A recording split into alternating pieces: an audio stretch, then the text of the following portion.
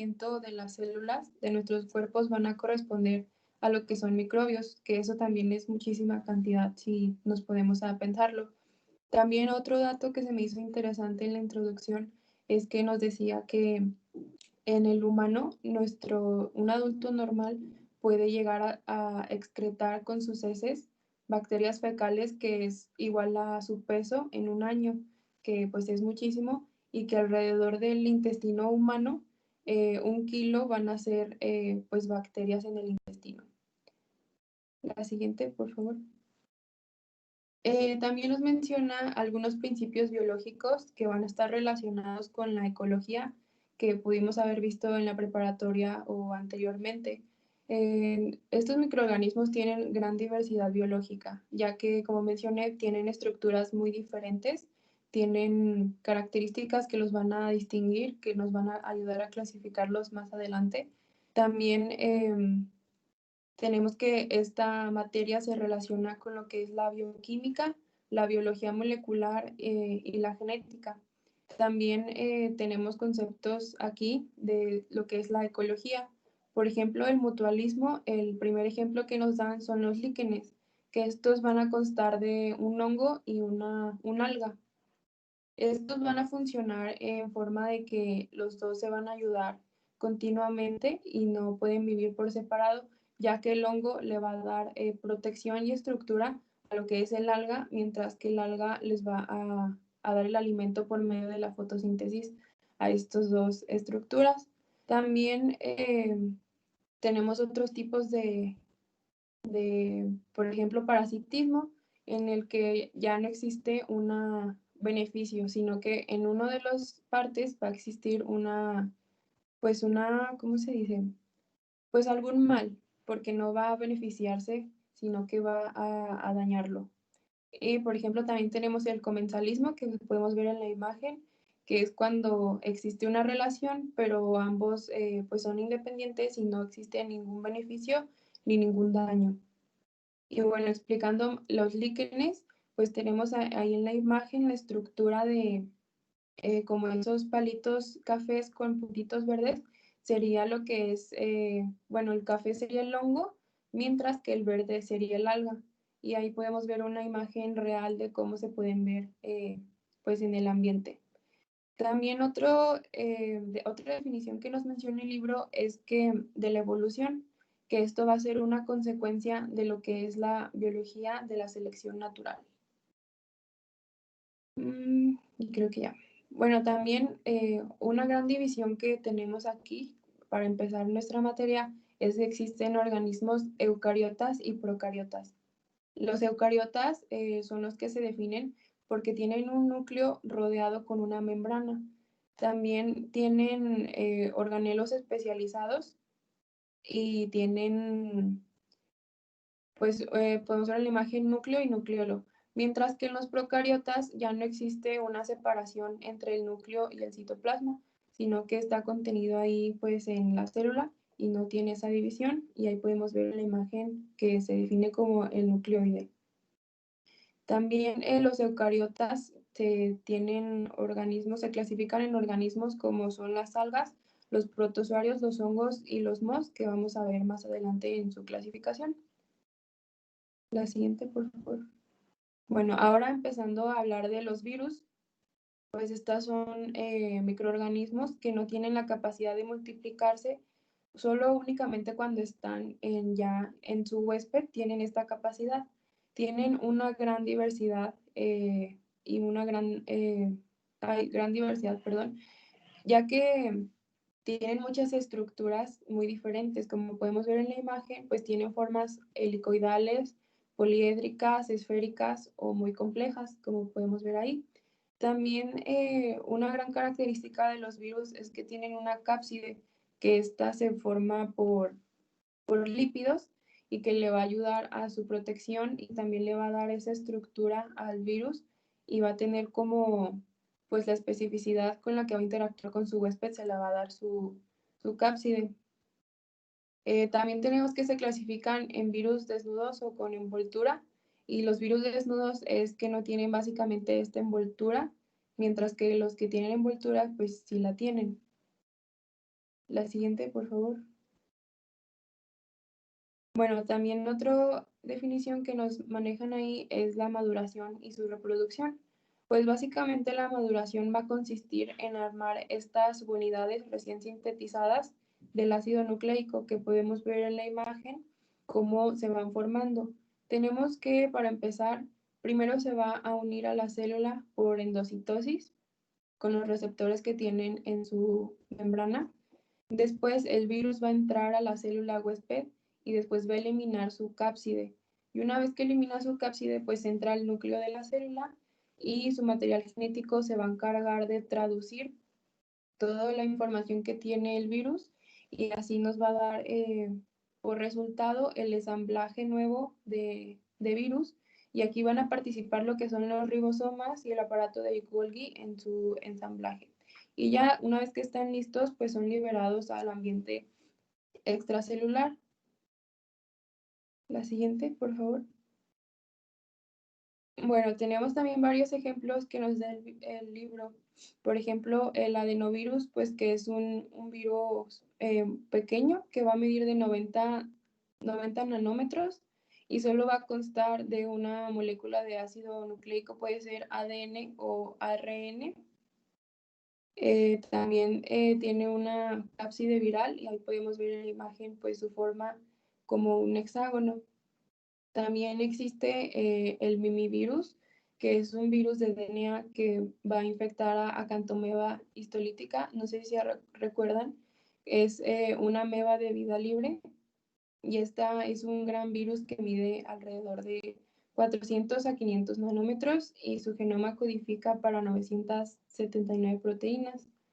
Otro virus que también nos menciona el libro como ejemplo es el megavirus, que tiene un genoma muy grande, ahí podemos ver el número con pares de bases y que codifica para 1120 supuestas proteínas. También el elemento delta, o también se le conoce como hepatitis D, es tan pequeño que no puede producir una proteína en su cápside. Entonces va a necesitar a lo que es el virus de la hepatitis D para ayudar a su proceso y transmisión. La siguiente. Bueno, ahora hablando sobre los viroides, estos son constituidos, perdón, solamente de ARN, ya que los virus también pueden ser como ADN, pero estos son específicamente moléculas pequeñas de ARN monocatenario y circular. En las imágenes podemos ver estas diferencias, por ejemplo, el virus, el viroide y el prión. Ahí podemos verlas. Su tamaño va a variar de 246 a 375 nucleótidos de longitud. Va a tener una forma de bastón alargado, como podemos ver en la imagen, y pues solamente tiene una forma extracelular de ARN desnudo. Y bueno, por ejemplo, más adelante voy a hablar de los priones, que son formados únicamente por proteínas. Los virus, como ya dije, pueden contener ADN o ARN, cualquiera de los dos, y los viroides solamente están constituidos de ARN. La siguiente. Bueno, también otra característica es que su ARN no va a contener genes que codifican proteínas y se va a multiplicar por la ARN polimerasa del huésped. En la imagen podemos ver que es muy similar su reproducción a los virus, ya que se va a fijar a la célula, después va a penetrar con su material genético se va a replicar y luego sintetizar y luego ya después se va a ensamblar para producir nuevos viroides y ya después que están listos van a salir de la célula. Y otra característica es que tienen secuencias de bases repetidas invertidas en sus extremos 3', 5', y esto nos da una característica de transposones, ya que los viroides pueden derivar de estos transposones. Y bueno, en este cuadrito podemos ver pues las diferencias de cada uno que ya les mencioné. Y bueno, la siguiente. Y bueno, ahora vamos a hablar sobre los priones, que estos son proteínas, básicamente. Un ejemplo que nos da el libro es la encefalopatía espongiforme bovina, que es una enfermedad que se va a degenerar el sistema nervioso en las ovejas o también puede ser en las vacas. Y también se le conoce como mal de las vacas locas.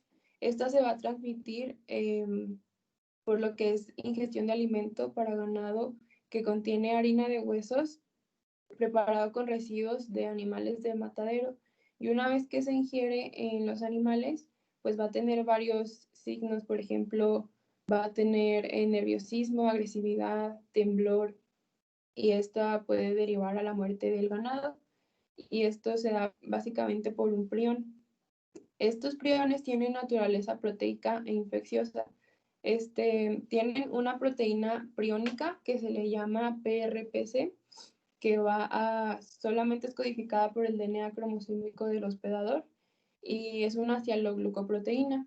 Ahí en la imagen podemos ver cómo interactúa esta proteína priónica normal con una patológica. La PRPC es, por ejemplo, el estado normal de la proteína, mientras que RPSC ya es la forma patógena.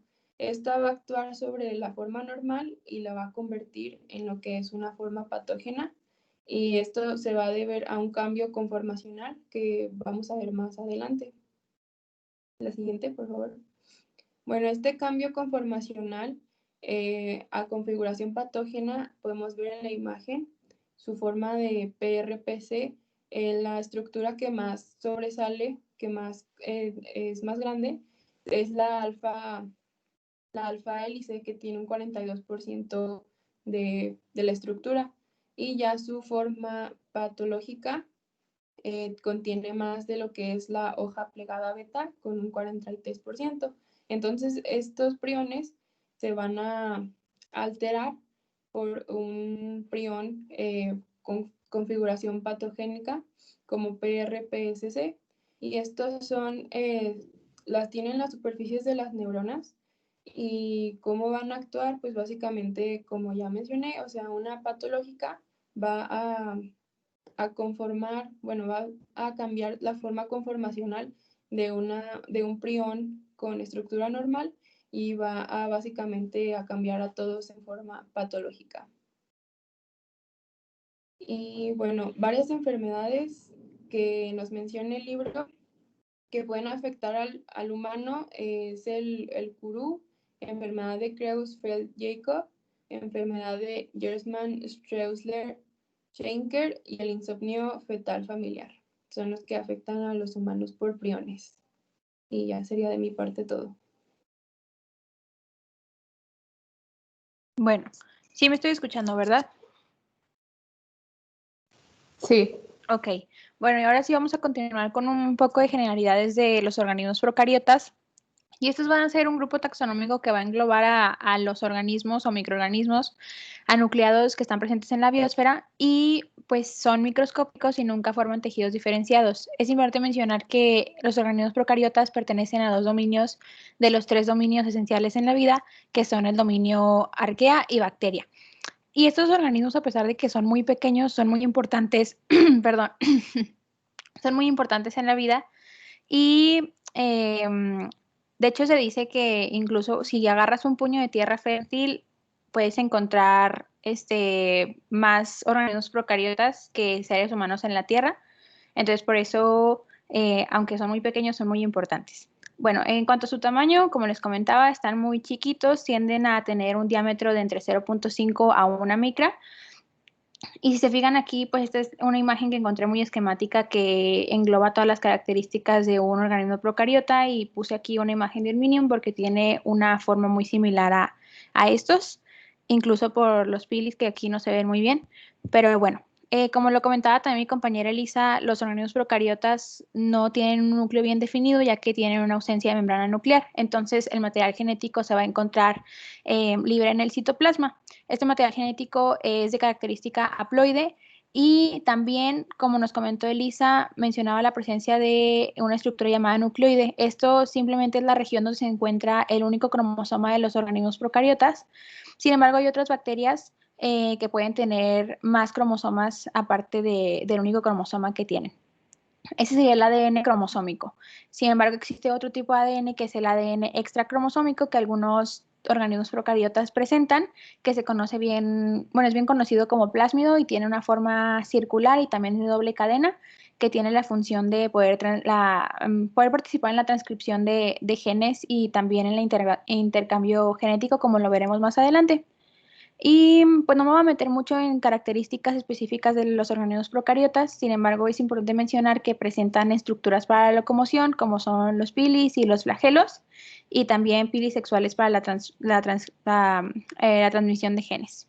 Ok, ahora hablando del apartado de la diversidad procariota, como lo comentaba, no tiene mucho material genético, o sea, la cantidad de información genética que tiene es muy limitada, y por eso esos genes, como son poquitos, tienen que aprovecharlos de una manera en la que se pueda adaptar al entorno y poder generar estas funciones y que puedan sobrevivir en el entorno donde están.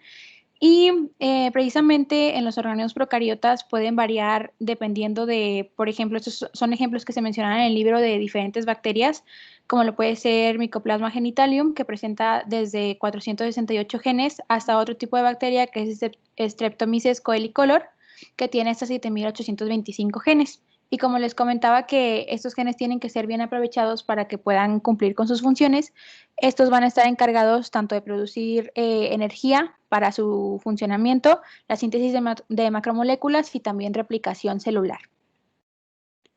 Ok, y precisamente estos tipos de funciones los emplean múltiples organismos procariotas, como son estos dos ejemplos que venían en el libro, que son las bacterias púrpuras, que se encargan de convertir la energía de la luz en energía metabólica para así poder sobrevivir, y las cianobacterias, o bien conocidas como bacterias verdes azules, que su función principal es la producción de oxígeno, sin embargo también se encargan del reciclaje de nutrientes y tienen un rol muy importante, vaya, en algunos ciclos biológicos como lo son el carbono y el nitrógeno. Y como sabemos, también existen organismos ya bien conocidos que son organismos aerobios y anaerobios, y como lo dice su nombre, los organismos aerobios van a requerir la presencia de oxígeno para llevar a cabo sus funciones metabólicas normales, mientras que los organismos anaerobios no van a necesitar oxígeno para llevar a cabo sus funciones metabólicas, sino que usan distintos moléculas o elementos para llevar a cabo sus funciones. Algunos utilizan moléculas como sulfatos o nitratos, y engloba como tal otro proceso que es la fermentación. Ok, y bueno, ahora hablando de las comunidades procariotas, se mencionan dos conceptos muy importantes, como lo es el concepto de consorcio y el concepto de clon. Primero que nada, el concepto de consorcio traté de ponerlo aquí como texto, pero lo que yo entendí es que eran este conjunto de organismos. Bueno, primero, el consorcio o el término de consorcio se utiliza para ver la susceptibilidad a la supervivencia que tienen los organismos. Y esto es porque es un conjunto de organismos que cada uno de estos organismos va a tener una característica fisiológica diferente, y que esa característica fisiológica diferente va a aportar su granito de arena, como quien dice, para contribuir a la supervivencia de todos los organismos que están dentro de esa comunidad. Entonces es conjunto de organismos con características diferentes que contribuyen a la supervivencia en conjunto. Y el otro concepto es el concepto de clon, que no es más que este conjunto de organismos que están presentes en el lugar, pero que van a derivar de la misma célula. Entonces, si derivan de la misma célula, se van a conocer como clon. Y estos dos conceptos son importantes debido a que pues engloba como tal lo que es una comunidad. Y al existir una comunidad, como se observa aquí, sabemos que, por ejemplo, en un clon pueden existir algunos organismos que por lo menos uno pueda tener una variabilidad genética o una mutación en un gen, por lo cual esto pues nos da a entender que hay un cambio y una evolución y por ende variabilidad genética. Y este texto que dice aquí, clon igual a protección, se refiere a que los organismos que están presentes en una comunidad, como se comentaba en el concepto de consorcio, van a tener esta característica importante que va a aportar protección a todas las células que estén presentes junto con él, como pueden ser algunos tipos de polisacáridos que se encuentran en las membranas, que puedan evitar que algunos agentes malignos puedan atacar a estas y así proteger a todas las demás. Ok, esta diapositiva está interesante y el título está raro, pero ahorita se los voy a explicar. Dice, los procariotas también usan WhatsApp o cualquier medio de comunicación, ya sea las redes sociales, Y esto se refiere a que pues nosotros como seres humanos nos comunicamos ya sea de manera verbal o con los ojos o con las acciones. ¿Con qué más? Pues sí, ¿no? En general. Pero no solo nosotros nos podemos comunicar, no solo nosotros tenemos esa capacidad de hablar con las personas, sino que también, por ejemplo, otros seres vivos, como pueden ser los animales, en el caso, por ejemplo, de los perros, que sabemos que no hablan con nosotros, pero sí nos pueden comunicar muchas cosas y también, pues ellos se comunican entre sí. Bueno, no tiene nada que ver con la exposición, pero me acordé ahorita que cuando nos estábamos presentando, se me olvidó decir que yo también tengo una perrita y me sentí muy mal por no mencionarla, pero se llama Kiki y es un schnauzer. Bueno, ya. Volviendo al tema, como les decía, los seres vivos también nos podemos comunicar y todos tenemos nuestros diferentes mecanismos de comunicación y es el caso de estos microorganismos, los organismos procariotas, que también pueden establecer una comunicación entre sí. Y esto es un concepto relativamente nuevo porque se empezó a aplicar en los años 70 por medio de una investigación que se hizo de biofluorescencia en algunos tipos de bacterias, que esta bacteria en específico creo que era Vibrio fischeri, si no sé si está bien el nombre, pero era prácticamente la base de este mecanismo que se conoce hoy como percepción de quórum o quorum sensing, que es, en resumidas cuentas, un mecanismo de comunicación entre los diferentes tipos de microorganismos que se puede, o más bien se basa en la cantidad de células que haya o en la densidad celular. Esto corresponde, o más bien cómo es que se comunican, pues tiene que haber la presencia de un autoindicador o una molécula de señalización bien conocida como bueno, también se conoce como feromonas, y estas moléculas de señalización, lo que pasa es que cuando están estas células presentes o los microorganismos presentes y son una densidad baja, no tienden a liberar estas moléculas de señalización y al no haber una densidad alta, se diluyen en el medio. Pero al momento en el que haya una densidad alta de las células o de los microorganismos, estas moléculas de señalización se liberan y comienzan a interactuar entre sí. Y lo que ocasionan estas moléculas de señalización es que pueden controlar o regular la expresión génica en estos microorganismos, ya sea que puedan inhibir o activar alguna vía, también la transcripción genética, incluso pueden ayudar a controlar la producción de antibióticos o que algunos microorganismos sean resistentes a los antibióticos y los factores de virulencia. Y por eso, pues, puse esto de que los procariotas también usan WhatsApp porque se comunican por medio de estas moléculas de señalización. Y ya para finalizar esta parte, vamos a hablar de dos apartados, que es el intercambio genético. Como les comentaba antes, cuando hablaba de los plásmidos o el plásmido, es que estos pueden encargarse de transferir la información genética a otras células. Y como transmiten esta información genética, es que prácticamente agarran un fragmento de ellos mismos y lo plasman en el otro ADN presente en la otra célula. Y al momento de que se transfiere la información genética, pues por lo mismo de que le está transfiriendo información propia de ese plásmido, puede ser que el otro ADN o el otro material genético cambie su conformación y adquiera la conformación que tiene el plásmido que está transfiriendo la información genética. Y a esto voy con el segundo punto, que dice que existen plásmidos resistentes a fármacos. Y es por eso que algunas bacterias, por ejemplo, algunos microorganismos, al recibir una información genética de un diferente plásmido, pueden pues convertirse en microorganismos resistentes a fármacos, perdón, por la misma presencia del material genético que se les transfirió. Y bueno, ahora como también lo comentaba mi compañera Elisa al inicio, pues sabemos que los organismos, y en general no solo los organismos procariotas, sino todos nos relacionamos para poder sobrevivir.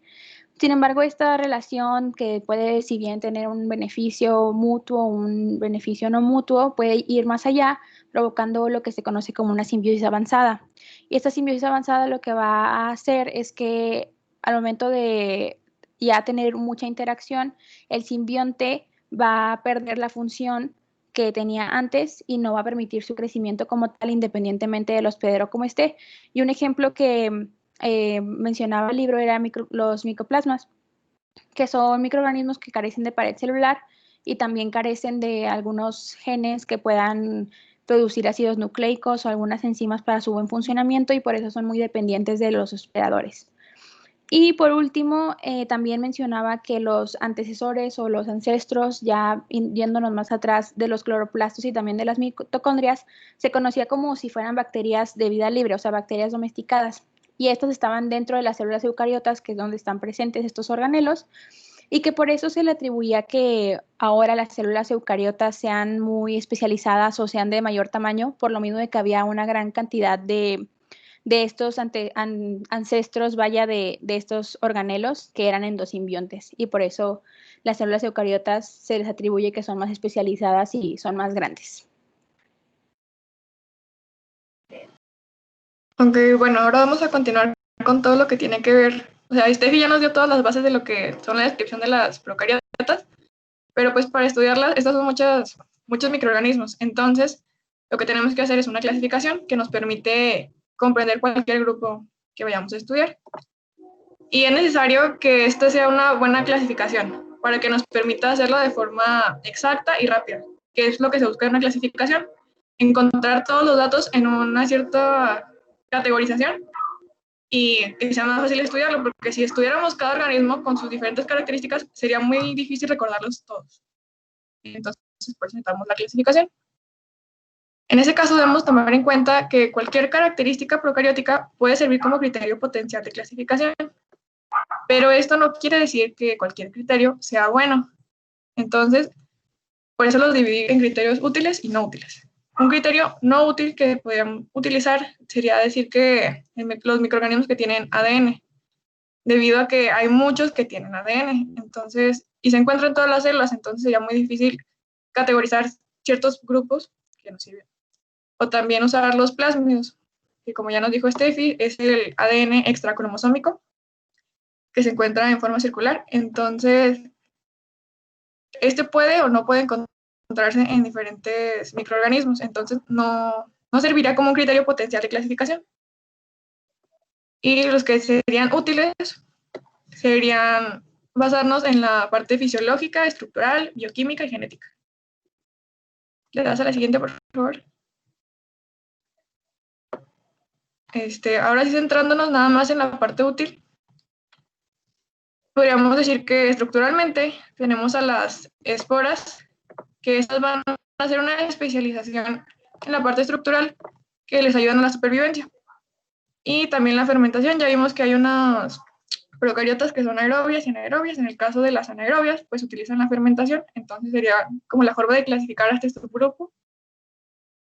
Hay otra forma de clasificar a los microorganismos, que sería mediante una tinción, que es la tinción de Gram. Esta nos va a permitir tener dos subgrupos grandes de bacterias que, en el caso de que se tuviera una tinción en color morado o violeta, serían Gram positivas, y si fuera más rosado, serían negativas.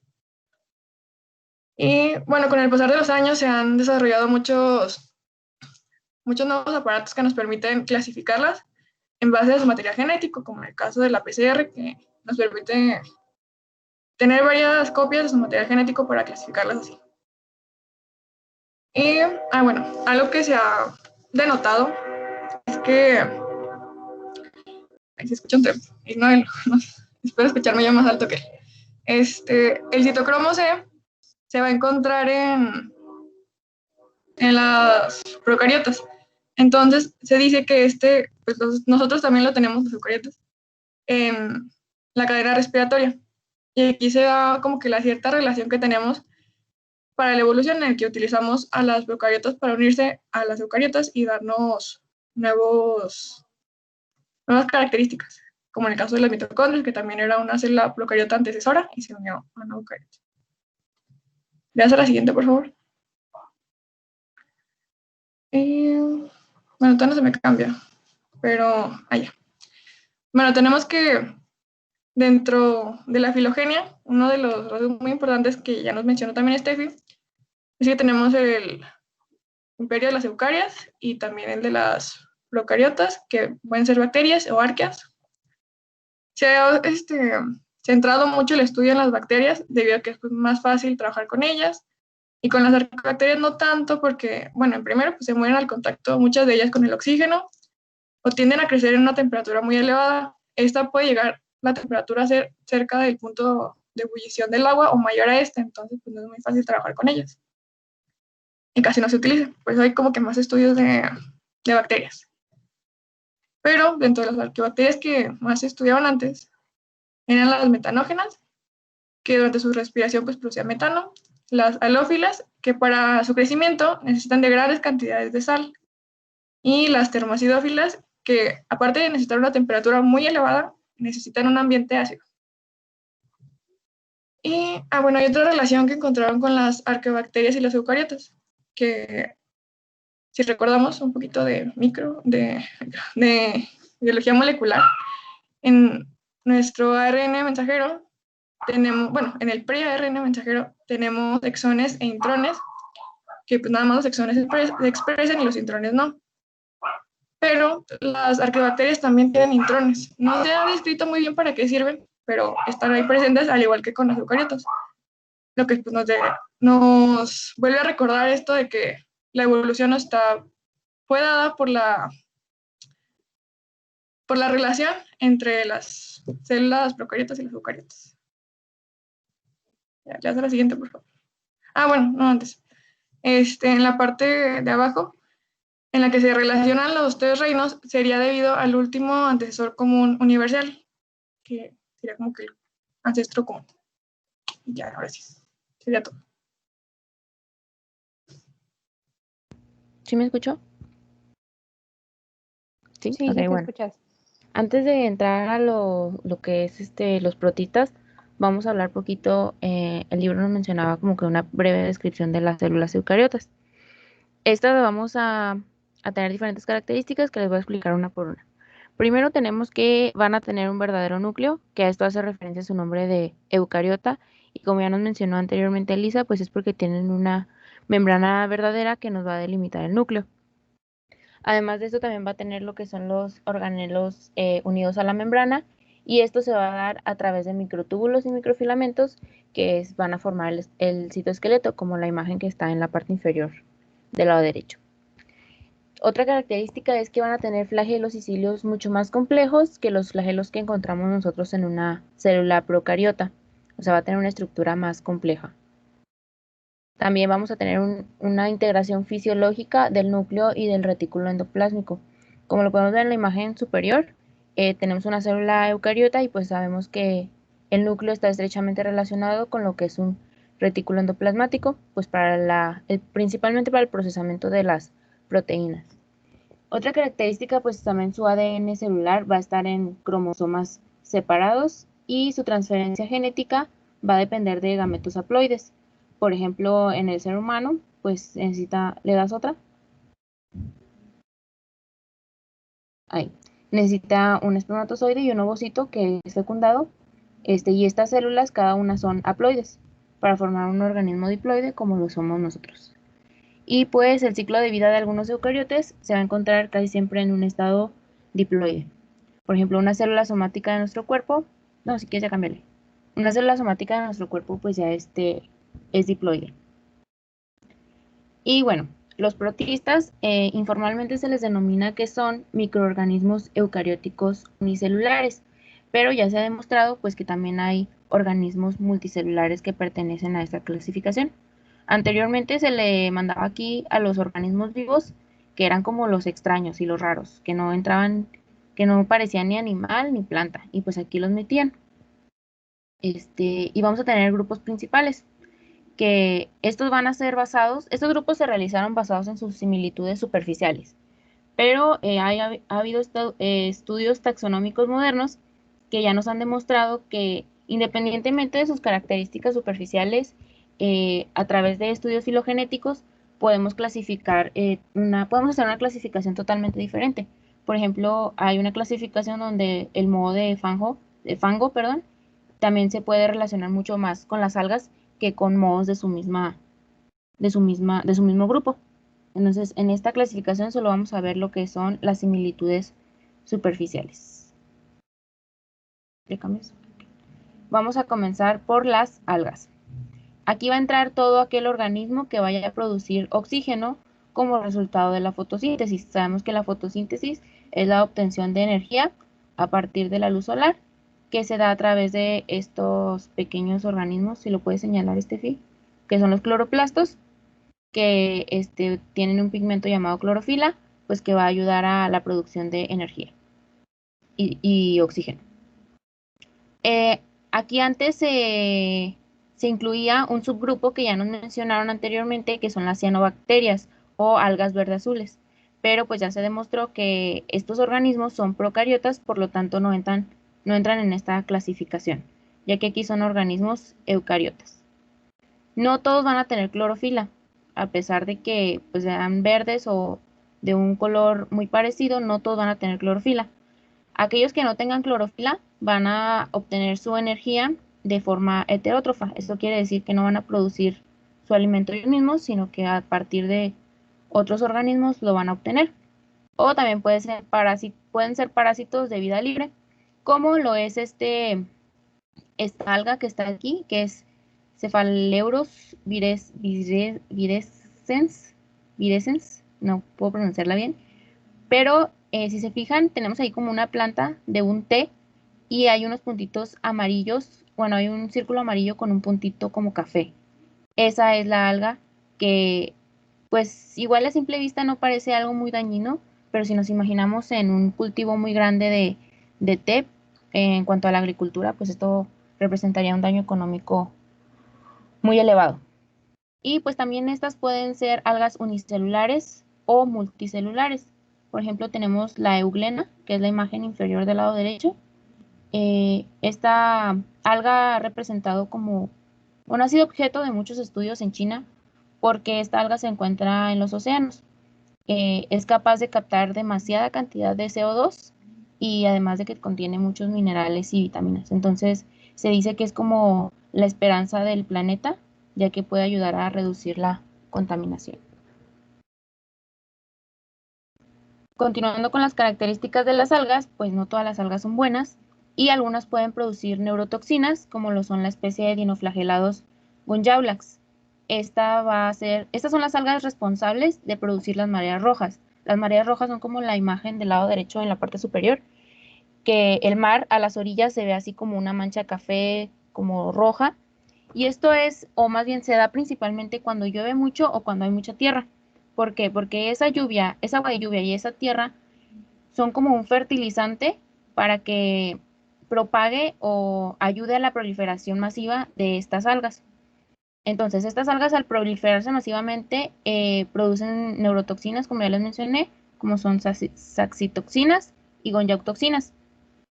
Los animales marinos pues no saben y por ejemplo los peces se lo comen porque piensan que es su comida y por eso he encontrado a veces de que a las orillas del mar hay muchos peces muertos o muchos animales marinos muertos y pues se ve algo como que tenebroso, ¿no? Pero pues en realidad es porque consumen estas algas que son tóxicas. Incluso pues también son peligrosas para nosotros porque si consumimos por ejemplo almejas, a nosotros que nos gustan mucho los mariscos, bueno a mí sí me gusta mucho, estas pueden estar contaminadas porque consumieron la toxina y pues a nosotros nos causa una muerte casi inmediata. Bueno, otra especie, las prototeca o los helicosporidium, que también son parásitos de metazoos o de plantas. Y una enfermedad que nos mencionaba ahí el libro es la prototecosis, que está causada por diferentes especies de prototeca, como lo son la prototeca wickerhami o prototeca sopfi, que son las que se ven en la imagen inferior. Actúan principalmente, son algas unicelulares y actúan principalmente a nivel de la piel, y pues esto además en personas que tienen un sistema inmune muy deficiente. Bueno, en la imagen del lado izquierdo, esas son los dinoflagelados que causan las neurotoxinas. Ahora continuando con los protozoos, aquí se van a clasificar todos aquellos organismos que sean eucariotas no fotosintéticos. Estos pueden ser de vida libre o pueden ser parasitarios. Ya vimos muchos de estos anteriormente. Y pues abundan en ambientes acuosos, por ejemplo, charcos de agua estancados o en suelos húmedos donde haya mucho lodo. Su tamaño va a variar, pueden medir desde 1 micrómetro, como lo son los esporozoitos de Plasmodium falciparum, el causante de la malaria, o pueden medir mucho más, por ejemplo, en la imagen superior del lado derecho, que es el trofozoito de Balantidium coli, que este puede llegar a medir hasta 100 micrómetros. Esos van a ser heterótrofos porque no van a poder producir su propio alimento, sino que se alimentan de otros organismos. Van a ingerir los alimentos mediante ya sea fagocitosis, o sea, puede ser endocitosis o pinocitosis, mediante un citostoma, que es como una boca que tienen, que ya lo vimos. También ahí en Balantidium coli lo podemos apreciar. En el segundo renglón nos lo señala. U por osmotrofia. Osmotrofia quiere decir que pues por ósmosis, literal, a través de su membrana plasmática van a absorber los nutrientes. Y bueno, los protozoos se van a dividir en 4 grupos principales. Los primeros serían los flagelados, como lo es Giardia lamblia, que es la imagen de abajo, que ya la conocemos. También Trichomonas entraría en esta clasificación, que pues como su nombre lo dice es porque presentan un flagelo. Las amibas, como la que vemos en la imagen del centro, que es una entameba histolítica, y las amibas se van a caracterizar por la presencia de pseudópodos. Pseudópodos quiere decir que son como tentáculos, pero en realidad son prolongaciones que su mismo citoplasma junto con su membrana hace para poder movilizarse. También la imagen de arriba, el GIF, de la banda ameba de las chicas superpoderosas. Y bueno, los ciliados también es otro grupo de protozoos, como lo son Balantidium coli, que también pues ya les enseñé la imagen, está en la parte superior, que se encuentra, o su movimiento se da por la cantidad de cilios que tiene en su membrana. Una característica de estos ciliados es que son monofiléticos. Monofiléticos quiere decir que su antecesor común se encuentra dentro de su mismo grupo. En cambio, los demás, como los flagelados, las amibas y los esporozoos, estos van a ser polifiléticos, que quiere decir que su antecesor común no se encuentra dentro de su mismo grupo, en realidad tienen varios y diferentes. Y por último, los esporozoos, estos son parásitos obligatorios, ya que no tienen ningún medio con el que se puedan mover, son casi siempre inmóviles. Y un ejemplo muy claro de esto sería pues los esporozoitos de Plasmodium falciparum. Ok, ahora vamos a hablar acerca de la clasificación de los hongos. Los hongos son aquellos organismos, o van a entrar dentro de esta clasificación, los que no sean fotosintéticos. Estos pueden o no crecer como un micelio. Un micelio es un conjunto de hifas. Una hifa van a ser muchos filamentos formados por polisacáridos, principalmente de quitina, que son como los, no sé si los puedo señalar, Estefi, es que se ven ahí arriba, que son los cafés. Cada una de esas tiras es una hifa, y muchas hifas o un conjunto nos va a formar un micelio, como que se ve en la parte inferior. Si es una sola célula, no se le va a llamar hongo, se le va a llamar levadura. Y en cuanto al crecimiento micelial, cuando la levadura comienza con un crecimiento micelial, en vez de llamársele de esa forma, se le va a llamar moho de fango, que vamos a ver más adelante. Los hongos de importancia médica van a crecer dimórficamente. Esto quiere decir que a una temperatura, o sea, en el ambiente, estos hongos van a ser moho. Pero si ya se sitúa dentro de nuestro organismo o con una temperatura a nivel de nuestro cuerpo, pues ya va a formar una levadura. Algo así como dato curioso que ven en el libro, el micelio fúngico continuo más grande, medía 9.7 kilómetros cuadrados, y era representante de este hongo que es la Armillaria gallica, que está señalada y que se le conoce como hongo de la miel. Y pues está dada, bueno, lo encontraron en Oregon, y así como se ven los honguitos, así se veía nada más por superficie, pero en la parte inferior o debajo del suelo estaba el micelio continuo más grande. Y pues es muy importante porque se dice que a través de ella se puede prevenir el cáncer por sus capacidades antimutagénicas. Y lo que dice que es un coenocito hace referencia a que es multinucleada.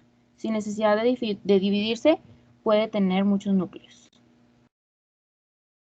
En cuanto a sus subdivisiones, vamos a tener 5, que son los Chytridiomycota, por ejemplo, la que está en la imagen del lado derecho. Estos se van a encontrar principalmente en agua. Los Zygomycota, que se puede dividir de forma sexual por cigosporas o por forma asexual también. Los ascomicota, que se caracterizan por tener ascos, que en esos ascos es donde tienen las esporas para su proliferación, y pues se dice que estos ascomicotas provienen de un antecesor común que son los fitomicetos.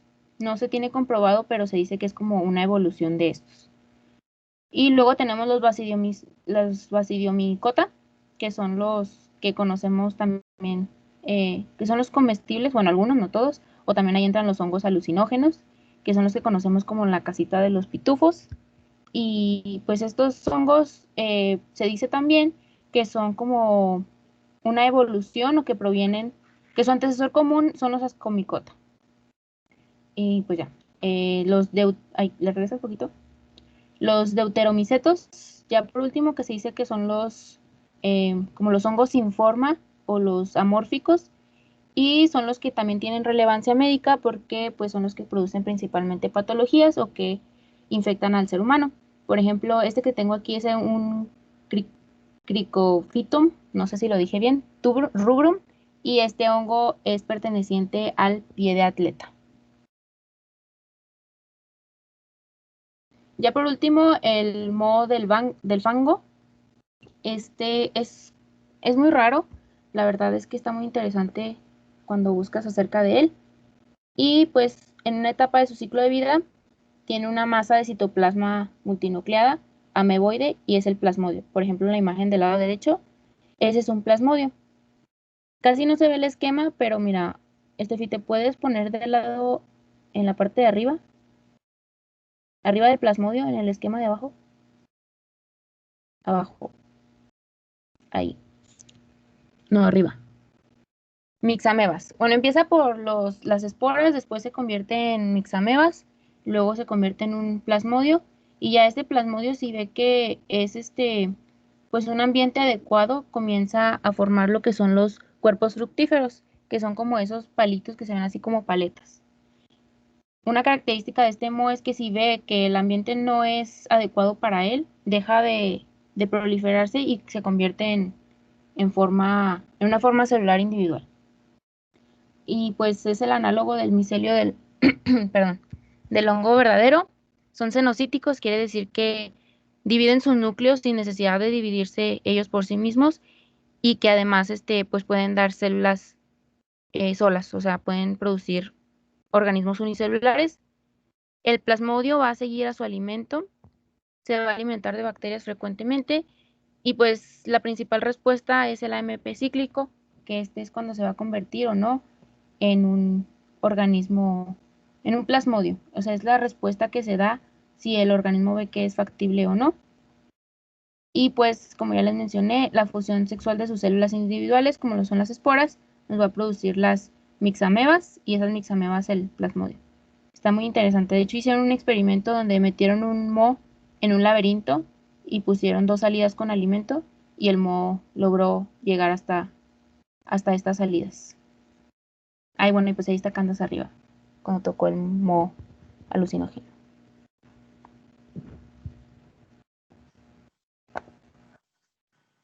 Ok, bueno, ya por último sería nada más el artículo que encontramos referente al tema. Nos llamó mucho la atención la parte de virus y priones, pero decidimos irnos por la virus. Elisa ya nos había mencionado algo sobre el mimivirus, que este es un virus muy grande y que afecta a una ameba de vida libre, que es la acantameba. Este cambió como que todo el aspecto de la clasificación que tenían de los virus, debido a que pues pensaban que eran muy pequeños y difíciles de ver, y así los clasificaban. Por lo tanto, antes pensaban que el mimivirus era una bacteria que estaba afectando a esta ameba de vida libre, y así la dejaban clasificada como una bacteria, hasta que ya hicieron los estudios pertinentes y se dieron cuenta que era un virus de, como ya dijo Elisa, aproximadamente 50 micrómetros de diámetro, 500, perdón, no 50. Entonces era muy, muy grande. Y se entraba hacia la ameba mediante fagocitosis, y pues ya se replicaba, y en el caso de llegar a los seres humanos, pues provocaba una neumonía, entre otros aspectos, otros signos y síntomas. Entonces, pues nos llamó mucho la atención todo esto que cambia como que el aspecto de pensar en un virus de que es pequeño y afecta y pues es muy grande y es casi visible al microscopio. Entonces, eso lo sacamos de un artículo de revisión de la editorial Macmillan sobre microbiología. Y ya sería todo. Muy bien, muchachos. Bueno, en la exposición, una exposición completa, muchachos, en donde las chicas abordan todo lo que vamos a ver en la materia de microbiología, lo tocaron pues casi todo lo que vamos a ver. Vamos a ver un poquito de muchas cosas. Lo principal, muchachos, de esta clase es que ustedes entiendan el concepto, primero que nada, de microbiología. Que ustedes sepan pues que la microbiología es el estudio de los microorganismos, y después cuáles son las disciplinas con las que la microbiología se va a apoyar. ¿Por qué? Porque también hablaron de algo importante de la clasificación. ¿Para qué es importante clasificar a los microorganismos, muchachos? A ver, el grupo en general, ¿quién quiere participar? Tenemos todavía 3 minutitos. Yo sé que los muchachos lo saben, pero ¿quién quiere participar? ¿Por qué es importante la clasificación de los microorganismos? Es como para llevar un orden, ¿no? Y saber más o menos el tipo de acción y poder agruparlos para saber más o menos dónde va, a dónde se va a dirigir un cierto tipo de organismo. También para saber Fíjense, combatirlos. esto ya tocaron 2 puntos importantísimos, que es la clasificación, el llevar un orden, y para saber combatirlos. ¿Cómo los vamos a combatir? ¿Cómo los vamos a atacar? Ahorita los muchachos hablaban de un microorganismo importante que es el micoplasma. El micoplasma, ¿qué dijeron las muchachas que tenía de característica? ¿Alguien se acuerda? El micoplasma, muchachos, no tiene pared. Entonces, a ver, perdón, ¿alguien quería participar? No, bueno, pues que habían perdido la capacidad. A ver, ahí vi una manita. ¿No? Sí, soy yo, o no me escucho. Perdón, es que hoy estoy en el CID y mi internet aquí está medio feo. Entonces, una disculpa si no los escucho o me saca. Bueno, muchachos, les decía que el micoplasma... adelante, por favor. Sí. Sí, ya te escuché. Adelante. Que no producen su pared, que no pueden producir una pared celular.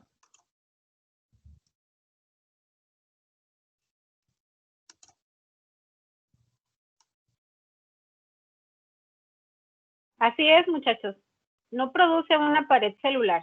Cuando voy a apagar la cámara porque me está diciendo que la calidad de la llamada está mala y creo que se pone más mala con la cámara, pero voy a seguir hablando y ahorita nada más un minuto más y terminamos. Muchachos, cuando veamos el capítulo de quimioterapia antimicrobiana, vamos a ver que una de las mecanismos de acción que tienen los fármacos es atacar la pared. Entonces, tenemos que clasificar correctamente los microorganismos para saber cómo los vamos a atacar. Tenemos 4 mecanismos de acción de los antibióticos.